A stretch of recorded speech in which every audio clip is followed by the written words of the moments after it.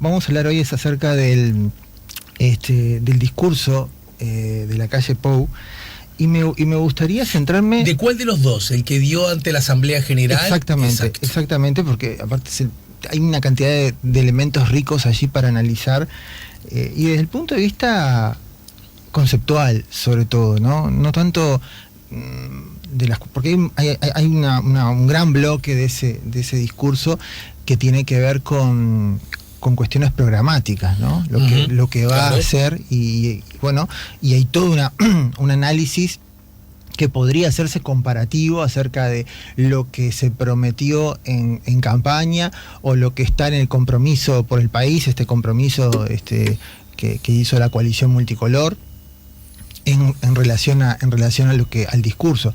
Pero yo quiero centrarme en otros aspectos, en aspectos que tienen que ver con cuestiones conceptuales, filosóficas, porque hay mucho, y los discursos en general, cuando se da esta asunción presidencial, suelen tener elementos filosóficos. Eso ya se ha señalado también, desde el punto de vista de los comentarios que han surgido, evidentemente, en el día del domingo y el lunes también, pero me parece que esto puede aportar una mirada diferente u otros elementos al asunto. En concreto, mira, hay varias cosas, por ejemplo, hay varios aspectos. Uno que tiene que ver con la cuestión de la diversidad.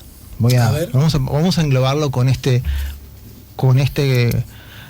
rótulo, digamos, ¿no? Yo le voy a ir poniendo rótulos a cada uno de los temas, pero bueno, vamos a empezar por el primero, ¿no? por uno de ellos, ¿no? Y fíjate cómo yo voy tomando algunas ideas o elementos del discurso para ver cómo se van hilando estas cosas, ¿no? Bueno, fíjate, la diversidad, ¿no? Dice, fuimos construidos con la diversidad. Dice, somos una gran nación construida por mucha gente de muchas ideologías, aún antes de ser Estado. Fíjate que es lo interesante que sucede acá, porque lo que va a decir poco después es que hay un hecho político, un cambio, y cito lo que dice, es la primera vez que aparece una coalición compuesta de 5 partidos políticos, ¿no? Entonces, en el inicio del discurso ya se está prefigurando un antecedente genealógico. O sea, no es esta diversidad, esta multicoloridad, no estoy inventando una palabra, ¿no? Esta cuestión multicolor que hay ahora. Esto tiene un correlato con algo que es histórico. Vos fíjate que la justificación no viene por una cuestión de acuerdo político, por una cuestión coyuntural, sino que también está esa legitimación, ¿no? Es decir, mismo modo que... Exactamente. Eso es una cuestión discursiva muy interesante y es un recurso que se hace, ¿no? Así como nosotros somos herederos de algo, entonces por eso el presente es como es, ¿no? Es un recurso retórico que no es un invento de la calle Pou, sino que es una cuestión que es muy común en los discursos, ¿no? Intentar buscar en el pasado elementos que tengan ese punto de justificación. Eso no quiere decir, lo aclaro, que sea mentira. O sea, simplemente son puntos de apoyo en la historia. Entonces, vos fíjate que tenés ese elemento del presente buscado con el pasado. Hay un segundo punto que yo también lo veo con esta característica de la diversidad, que más bien tendría a vincular más con la integración. Vos fíjate que este discurso es muy diferente a cualquiera de los otros que se dio en la campaña política o en los debates, porque ahora Luis Lacalle Pou está hablando en calidad de presidente de todos los uruguayos, por lo tanto no puede contraponer. Entonces, ¿qué es lo que hace? Mira, así como la diversidad está en este acuerdo multicolor justificado por el pasado, también lo está porque la democracia misma es un crisol de múltiples elementos. Y mira lo que dice. Dice, la democracia uruguaya la construyen quienes votan cada 5 años. Y entonces entra a enumerar quiénes la construyen. Fíjate, dice, voy a decir algunos, ¿no? Militantes políticos y sociales, medios de comunicación, docentes, intelectuales, trabajadores, emprendedores, productores, comerciantes, funcionarios públicos, policías, militares. O sea, en realidad ya sabemos que la democracia justamente, o sea, la ciudadanía está extendida y que hay una serie de actores sociales que participan. Pero lo importante, lo interesante acá analizar, es que se hace énfasis en justamente en esa multiplicidad, ¿no? Claro. Entonces hay distintos aspectos en ese discurso. Pero no lo había notado, qué interesante. Vos estás leyendo textual, ¿no? Sí, estos son citas de la... No, me resulta interesante también, con el afán ese de tirar de piolitas, que hable de funcionarios públicos por un lado y hable de policías y militares. Sí, mira, dice... Por otro. Dice Que en realidad... Tenés razón. Militares y policías son también funcionarios públicos, ¿no? Sí. Como los maestros o los del Poder Judicial, actuarios. Qué interesante, porque esto también remite a un momento histórico que tiene que ver con una coyuntura histórica, que tiene que ver con o reclamos de la ciudadanía, o por lo menos promesas electorales acerca de policía, militares subrayados en esa enumeración. Yo no lo había percibido en es ahora que te escucho a ti. Está buena la apreciación que haces, y además, mira, te agrego algo más, porque está en cuando habla de los militares, dice militares en cuanto cumplen sus funciones en estricto respeto al poder civil, ¿no? Incluso está esa aclaración, sí. Es decir, mira, yo voy a hacer esta aclaración. O por ejemplo, los policías, no lo dice acá, pero lo dice en otro pedacito del discurso, que dice cuidar a los que nos cuidan, sí, ¿no? Que es una frase, ¿no? Interesante, incluso literariamente, porque tiene una cuestión retórica allí también interesante, ¿no? Pero hay precisiones que tienen que ver con eso, o sea, hacer un guiño a la seguridad, que claro, es lo que vos decís, que me parece que sí tiene su acento, pone el acento, pero al mismo tiempo también marcar cuáles son las funciones, ¿no? Porque él va marcando en varias funciones. Dice los funcionarios públicos que sostienen el Estado, que hacen que esto marche. Esa parte no la transcribí exactamente, pero sí hace hincapié en las funciones que cada uno cumple, ¿no? Los medios de comunicación, los docentes e intelectuales, ¿no? Incluye una serie de actores que no es casual, ¿no? Es como diciendo, bueno, aquí confluye todo, ¿no? Incluso cuando hace una mención, ahora sí en la parte programática, sí, pero no voy a hablar de lo programático. Entendí. Dice, el país, cuando hace una crítica acerca de la educación, dice, el país pasó de estar a la vanguardia a estar entre los peores. Y dice después, esto fomenta la fractura social, ¿no? También esa, como, no voy a decir la grieta, porque él no usa esa palabra, sí, ni tampoco vamos a meter cosas, pero la fragmentación social, ¿no? que viene, que es una cuestión que no es política, digamos, que es una cuestión justamente social, que tiene que ver con la educación, bueno, también integrando, ¿no? Entonces tenemos todos estos elementos. Y hay uno más, que me parece clave también en esta cuestión de intentar aunar todo ese magma o esa diversidad en ese discurso integrador, ¿no? Hay una parte sobre el final que habla de los derechos. Y también tampoco es casual que hable sobre los derechos, cuando también se ha criticado o se cuestiona si con este nuevo gobierno va a haber un retroceso en los derechos o alguna cuestión de estas, ¿no? Entonces, me parece que también, siguiendo la línea tuya, claro, también, sí, de lo que vos señalabas, ¿no? Y mirá lo que dice, porque acá me quiero detener en algunos elementos. Dice, al final, dice, hoy asume un presidente que se compromete a respetar el derecho de todos, quienes tienen simpatía por nuestro gobierno y el de aquellos que hubieran preferido que gobernaran otros. El derecho de quienes viven de su trabajo y de los que y de quienes generan esos puestos de trabajo, ¿no? Voy a hacer un comentario y sigo después, ¿no? Sí. Pues fíjate que acá aparece un recurso que se repite en toda esta serie, que es cambiar de perspectiva. Es como diciendo, está bien, la diversidad, pero la diversidad, hay dos formas de entender la diversidad, dos formas, a mi entender, políticas. Una es entender la diversidad como los derechos de las minorías, ¿no? Diciendo, la diversidad, vos te imaginas la marcha de la diversidad, ¿qué te imaginas? ¿Te imaginas un tipo de corbata, o varón, heterosexual, blanco? No, te imaginas trans, o una mujer, sí. En fin. Sí, es porque el vocablo se ha asociado a esa... Exactamente. Estoy hablando de...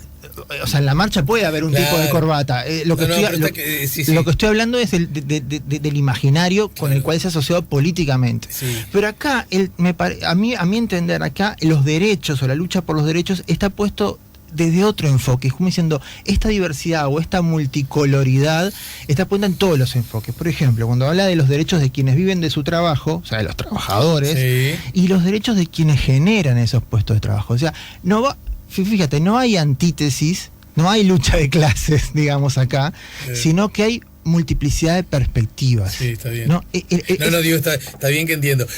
Para mi gusto, pero ahí...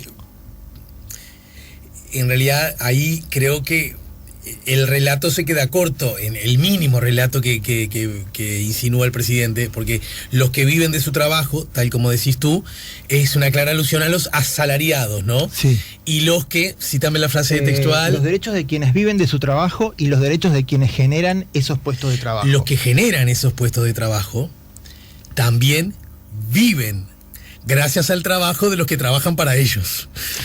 Claro, son dos enfoques diferentes. Porque si no da la sensación de que hay uno que vive de del trabajo y hay otro que generosamente genera como trabajo, como una dádiva. Y en realidad lo hace porque esa persona, y está bien que así sea, pero esa persona vive, y es más, seguramente vive mucho mejor que sus asalariados, ¿no? Claro, son dos enfoques diferentes, por eso te estoy diciendo, un enfoque... No, pero lo que ha sido que es una mirada novedosa, coincido, como desde ese lugar lo dice. Claro, porque son dos formas de entender. A ver, una forma es verlo como una lucha, una lucha de clase, por decirlo de algún modo. Sí.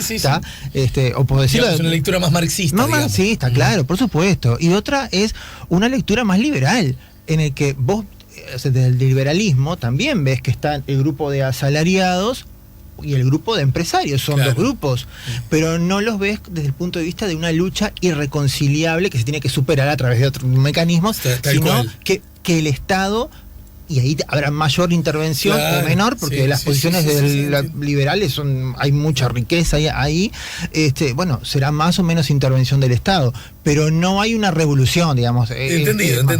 Bueno, si seguimos...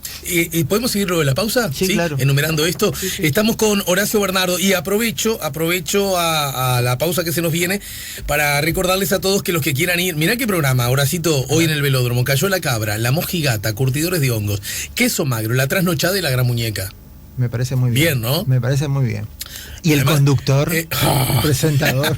Bueno, lo cierto es que hoy, a partir de las 8, los que quieran ganarse invitaciones dobles para ir esta noche, ya mismo, ahora sí pueden usar el WhatsApp o SMS 099-894-987. 099-894-987. Por supuesto que también pueden seguir usando En Camino 98.7 @gmail.com o nuestra página Facebook, La Mañana en Camino. Señoras y señores, hoy asume un gobierno, un presidente, que se compromete a respetar el derecho de todos. El derecho de quienes tienen simpatía por nuestro gobierno y el de aquellos que hubieran preferido que gobernaran otros. Los derechos de quienes viven de su trabajo y los derechos de quienes generan esos puestos de trabajo. Los derechos de hombres y mujeres de distintas creencias y orientaciones sexuales. Los derechos de quienes están presos y los derechos de quienes se ven amenazados o son víctimas de delito. Por supuesto que también los derechos de aquellos que combaten el crimen. Bueno, hasta aquí, parte, pero justamente una parte que estaba aludiendo recién Horacio Bernardo. Estamos poniendo La Mañana en Camino con el filósofo Horacio Bernardo a propósito de una mirada filosófica del discurso presidencial ante la Asamblea General. Así es, y en el fragmento que estábamos escuchando, que es el que veníamos comentando antes de la pausa y que vamos a seguir comentando, justamente está este descentramiento o esta otra forma de ver lo que hemos englobado en el concepto de diversidad, ¿no? o de integración de múltiples actores, ¿no?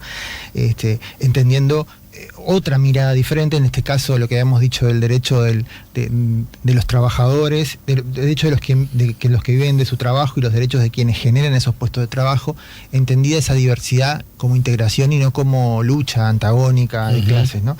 Bueno, y sigue, ¿no?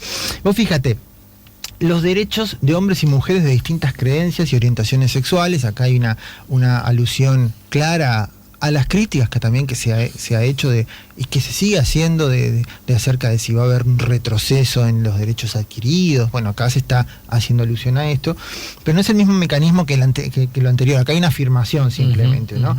Bueno, dice: los derechos de quienes están presos y los derechos de quienes se ven amenazados o son víctimas del delito.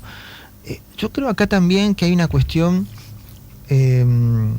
bueno, voy a seguir, ¿no? Los derechos de quienes están presos y los derechos de quienes se ven amenazados o son víctimas del delito, por supuesto que también los derechos de aquellos que combaten el crimen, ¿no? Volvemos al tema de la seguridad. Luego sigue los derechos de aquellos que no se animan a dejar su casa sola y los derechos de quienes no tienen una casa para vivir. Pues fíjate que acá sí la estrategia es siempre es la misma. No es defender los derechos de una minoría o un sector o que son víctimas del otro sector. Uh-huh. Acá son los derechos de todos. Es como diciendo, vos te parás la perspectiva desde el que está preso, pero el que lo robaron también. El que teme por que le roben la casa y el que no tiene casa. Porque puede pasar, si se da una mirada antagónica en el que hay unos que son los que tienen que luchar por los derechos y los otros que ya lo tienen todo, que vos construís una especie de dicotomía donde hay una víctima y está como solapadamente la idea de un victimario. Sí, y acá todos pueden ser potencialmente víctimas o potencialmente gente necesitada de derechos, ¿no? Porque el que no tiene su casa, bueno, tiene un problema en el que el Estado puede dar una mano, intervenir o tomar acciones para que no suceda ese tipo de injusticias, pero también eso no quiere decir que el miedo de quien tiene su casa sea algo demonizado, porque el que tiene su casa no es un burgués, o sería la idea que está acá atrás. Clarísimo. No es un burgués rico que se tiene que poner reja porque está lleno de plata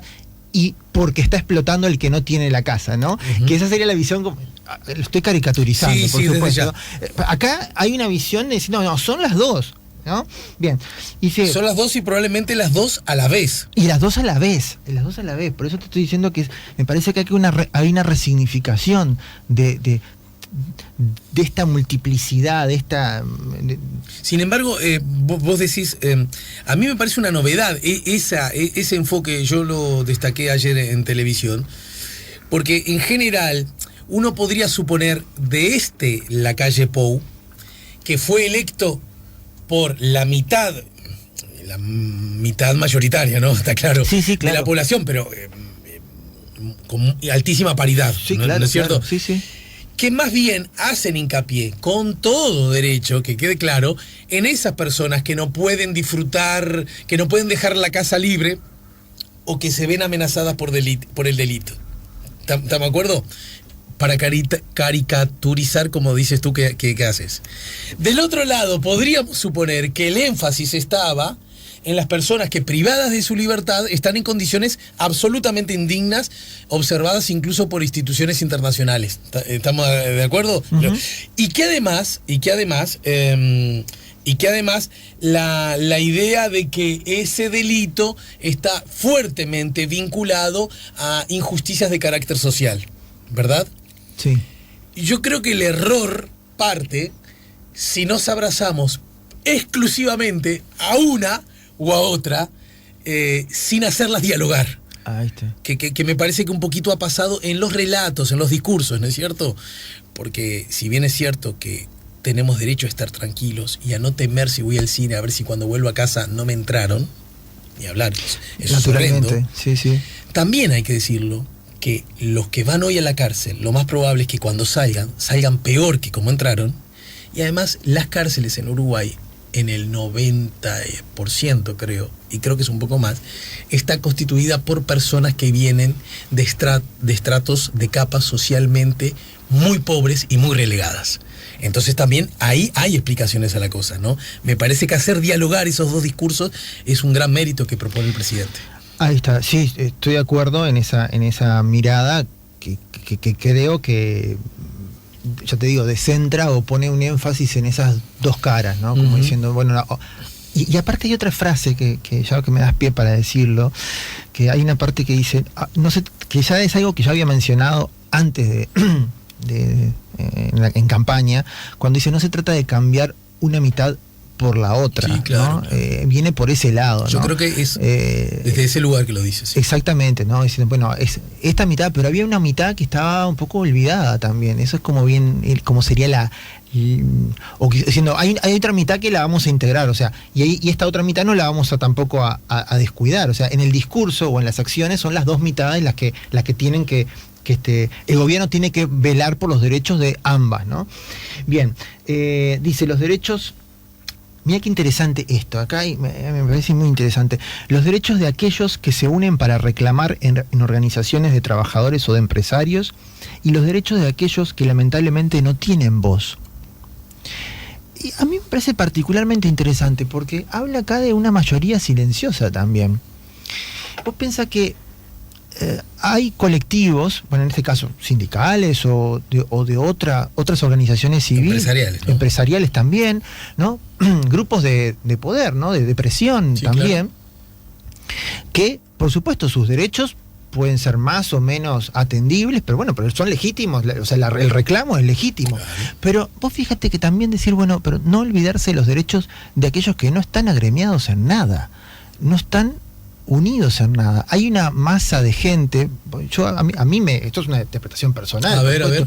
Hay una masa de gente gris o digamos no indiferenciada en términos de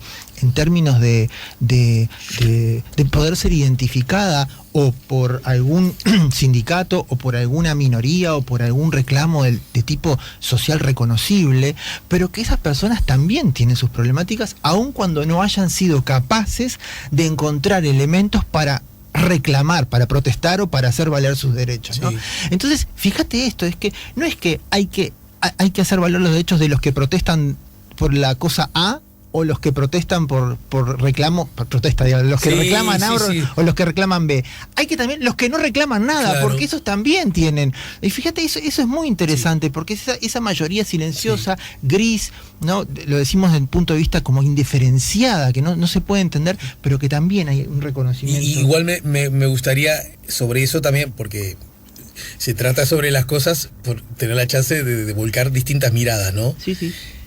Si bien entiendo perfectamente la imagen, hay dos asuntos que me gustaría decir. Dale. No digo que no existan, pero es un tanto difícil que una persona no tenga un vaso comunicante por algún motivo o por alguna razón a propósito de su sola existencia. Por ejemplo, en el Uruguay, donde pululan las organizaciones, las agremiaciones, ¿verdad? Quiero decir, porque el vecino, hasta ahora es más, fíjate vos, empujados por la inseguridad y apoyados también en el avance tecnológico, hasta los vecinos se juntan en grupos de WhatsApp para decir, sí. Se rompió una luz, ojo que hay dos caras peligrosas que andan dando vueltas, ¿no? Eso ocurre. Sí, es más fácil, ¿no? El otro día se perdió, a comienzo de año, a final de año se perdió mi gatito, y en donde se perdió justamente ese método de vecinos se le llama así a veces, vecinos en la alerta, ofició también para pasar la fotito del gatito que se había perdido. Claro. ¿No? Y lo que quiero decir es que en realidad en Uruguay, hasta por su propia tradición de tener alta capacidad de organizarse, es difícil que alguien quede fuera de. Pero aún así, aún teniendo en cuenta que hay unas mayorías o grupos silenciosos grises, como vos decís perfectamente, ahí es donde está, y me parece que hace bien el presidente en reivindicarlo, ahí es donde está el rol de la política. Ese es el rol de la política también, porque para eso está la política, para de alguna manera estar atento a los relatos, a los acontecimientos de los individuos, tengan o no tengan organizaciones gremiales, sindicales o estructuras de reclamo y de reivindicación. Exactamente. Y por eso me parece interesante también destacar esta cuestión, ¿no? Bueno, quedan dos nomás, el derecho de quienes sufren la estrechez en la vejez y los derechos de quienes ahorran para no sufrirla. Bueno, esta es la misma idea, ¿no? Es diciendo, está bien, el viejo que queda solo, lo digo cariñosamente, ¿no? El viejo, el veterano, que en esa etapa de la vida de debilidad, ¿no? Por supuesto que merece atención. Es lo que está diciendo acá, ¿no? Los derechos que tiene esa persona por su sola situación de vulnerabilidad por su edad, por una cuestión de que está más expuesto a cuestiones de salud, pero también tiene derecho aquel que ahorró para poder pagarse una operación, para poder, ¿no? Dice, los derechos de aquellos que sufren y los derechos de quienes ahorran. Entonces, vos fíjate que acá está incluyendo otra mirada, está diciendo, está bien, mirá al que está allí sufriendo porque no tiene, pero también valora al que previó, digamos, o tuvo la posibilidad, ¿no? Porque hay gente que no tuvo la posibilidad de poder ahorrar, claro. ¿bien? Pero el que tuvo la posibilidad tampoco, ¿no? O sea, no demonices a ese, no lo condenes. Ese también tiene derecho, ese es el Sí. tema, ¿no? Igual sobre eso quiero decirlo porque Sí. lo dije, curiosamente no lo dije en este que es mi programa y sí lo dije en otros lados. Me resultó una ausencia, no digo imperdonable, porque nada es imperdonable, que haya aludido a los viejos en una o en otra circunstancia y no haya aludido a los niños en Uruguay. Los niños en Uruguay son los que la pasan peor, porque los niveles de pobreza en Uruguay, justamente, es muy interesante, además para analizar también la perspectiva filosófica, no están concentradas en los adultos mayores. De hecho, entre los adultos mayores, la pobreza como tal casi es inexistente. Está los segmentos de nuestra sociedad donde la pobreza es mayor, es en los niños. Ese es un asunto que ahí me lo parece. trata, creo que a ahí ver, ¿menciona a los niños? Yo lo leí. No menciona a los niños, pero hay una cuestión que es... Bueno, no menciona. No, pero no acá. Lo que estoy hablando es cuando habla de la educación y la fragmentación social. Ahí dice, si no tiene una educación de calidad, no van a tener trabajos de calidad y la fragmentación social se va a seguir. Pero no, está bien, no hay una... Es una alusión implícita, sentiste pero no, entiendo. Pero tenés razón, no hay una alusión. Me parece que por la seriedad, el volumen del asunto, creo que había eso, que... eso está bien. Yo como ciudadano lo sentí nada más, esa mirada de que faltó eso. No están mencionados explícitamente. Pero que además creo que ese era el momento ideal, cuando hablas de los viejos. Claro, podría haber sido, sí, tenés razón. Del mismo modo que hay viejos, pero además con la misma lógica. Los niños que la están pasando muy mal, que viven entre el barrio, sin saneamiento, sin educación, sin amor, sin familia, sin cariño, entre la violencia, entre el abuso. Y estamos hablando de que también eso tiene que ver con la construcción del futuro, ¿no? Mira, bueno, vamos a ir, tengo un montón de cosas, estamos en el primer punto, ¿no? Y estamos ya casi en el final. Y estamos en el primer, bueno, entonces van a quedar algunos, pero no quisiera, bueno, tengo varios elementos para comentar sobre la democracia, el republicanismo, que hay, sí. que hay elementos allí, el tema del gradualismo, porque hay otro tema. Lo voy a anunciar porque quiero pasar al otro tema que me parece que es más filosófico de todos, el gradualismo versus la LUC, ¿no? La ley de urgente consideración, sí. Porque acá en discurso hay toda una cuestión de transformación gradual. Si nos da el tiempo entramos en esto, pero ya te digo que hay tela para cortar acá de mucho para decir. Y después otro tema que es absolutamente filosófico, que es el tema de la libertad, que es lo que aparece al final del discurso. Y yo quisiera, entre todos estos temas que tenemos, centrarme en porque aparecen varios elementos. Él dice lo siguiente, ¿no? Dice, estamos convencidos de que si al final del periodo los uruguayos son más libres, habremos hecho bien las cosas. De lo contrario, habremos fallado en lo esencial. Vos fíjate que ahí dice eso, ¿no? O sea, no es menor que diga lo esencial, porque está marcando explícitamente el foco de interés de la cuestión. Y bueno, ahí después va a enunciar, y eso se agradece mucho, a ver qué entiende por libertad, porque acá aparece toda una cuestión que es filosófica y es política. Es decir, bueno, y este liberalismo del que estamos hablando acá, este foco en la libertad, uno podría preguntar, ¿es neoliberal? ¿Es liberal en qué sentido? ¿Liberal en lo económico? O sea, ¿qué va a implicar acá? ¿No? Uno podría decir también, porque la libertad y el liberalismo, o sea, puede entenderse de distintas formas, claro, con distintos matices y con distintos... Pero hay una forma que peyorativamente, porque nadie se va a decir soy neoliberal, eso es una cuestión peyorativa. No, en un tiempo se decía, ahora ya no bueno, sé. O sea, eso, bueno, ahora ya nadie. No, eso no lo dice nadie, ¿no? Bueno, pero estamos también en un país donde nadie se adjetiva de derecha, ¿no? Es curioso, ¿no? No, tampoco, pero si nosotros vemos... Y nadie se adjetiva de rico tampoco. Bueno, es no sé, todo es clase media, media alta. Curioso. Bueno, ahí debe haber ricos y de derecha. Pero vos fíjate que más allá de la autopercepción y que alguien se quiere identificar o no, uno puede decir que hay un liberalismo que es el más extremo, que es el liberalismo que brega por un Estado mínimo, digamos, claro, un Estado en el que sea juez y gendarme. Sí, como en su mínima expresión. En su mínima expresión. Y desde el punto de vista económico también, una liberación, una flexibilización económica en distintos sentidos. Un intervencionismo del Estado, como decíamos, mínimo, ¿no? Un Estado mínimo. Bueno, entonces, si nosotros diríamos, bueno, está bien, la libertad llevada a ese extremo, bueno, ahí sí sería lo que se llama el neoliberalismo. Entendido. O liberalismo en ese sentido, ¿no? A la Chicago Boys, ¿no? Sí, a Milton Friedman y toda esa cuestión, o cosas que viene de antes, ¿no? De von Mises, ¿no? Hayek, en fin, otros autores un poquito más anteriores, pero que también responden o son la base también de esta tradición. Bueno, entonces me parece interesante ver dos cosas. En primer lugar, ¿qué es el concepto de la libertad? La libertad política, porque eso es muy interesante, y ver en el discurso, a ver cómo cuaja esto, a ver si es neoliberal o no es, o qué.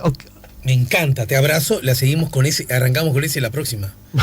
Bueno, entonces la dejamos acá. Y que va a ver, ¿qué hora es? A menos que me digas que son las 12:03. Bueno, la dejamos acá. ¿Y sabes a qué hora termina este programa? A las 12. A las 12. O sea que ya hace 3 minutos que ni siquiera existimos. Bueno, entonces habrá...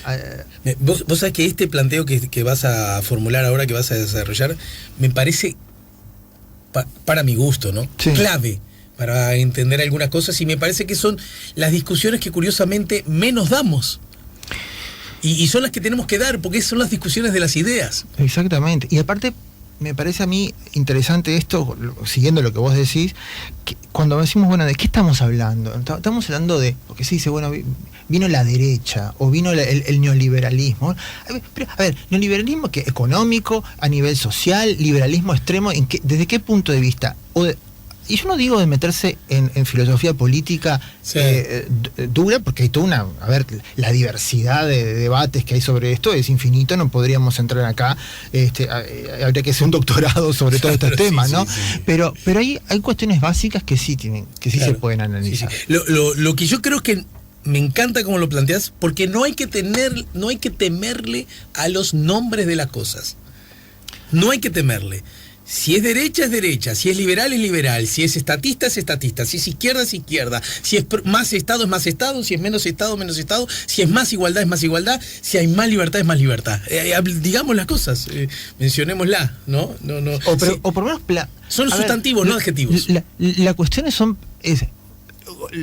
planteárselo. Es decir, porque hay una cuestión que es la mera enunciación, ¿no?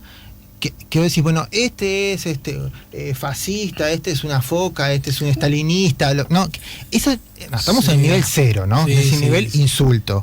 Después tenemos un nivel 1, lo estoy como clasificando, un nivel 1 en el que vos enunciás, más o menos tenés una idea de lo que es la cosa, pero no la justificás.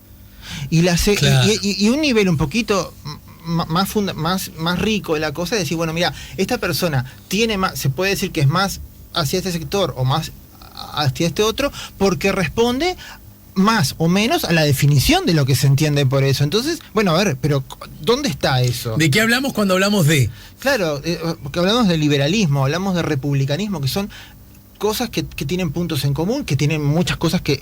Hay toda una corriente neorepublicana ahora que justamente es como una respuesta a un liberalismo extremo, digamos, que es también interesante porque...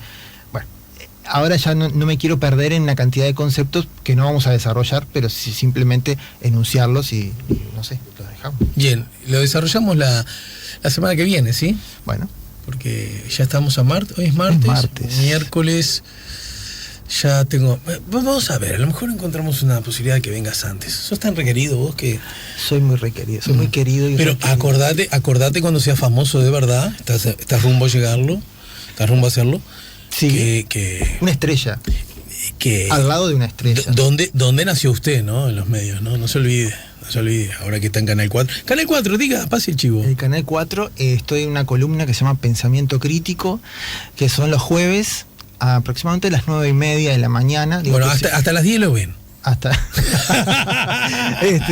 en el que la idea de esa columna es tratar temas que, a ver, siempre tienen que ver con algún aspecto de actualidad, pero no para hacer un análisis de coyuntura, Entiendo. sino para aprovechar también a ver cómo se aplican determinadas herramientas de pensamiento crítico, ¿no? Porque las herramientas de pensamiento son como las herramientas ¿no? de un carpintero o de otros oficios. Lo que pasa es que las herramientas de pensamiento no se ven, pero sin embargo cuando las explicitamos, y en este caso las aplicamos a temas de coyuntura, creo que es una forma linda Exacto. de analizar las cosas desde otro punto de vista, pero también de comunicar cuáles son esas ideas o esas herramientas de pensamiento. Bueno, Horacio, la seguimos más temprano que tarde. Gracias como siempre. Bueno, gracias por la invitación.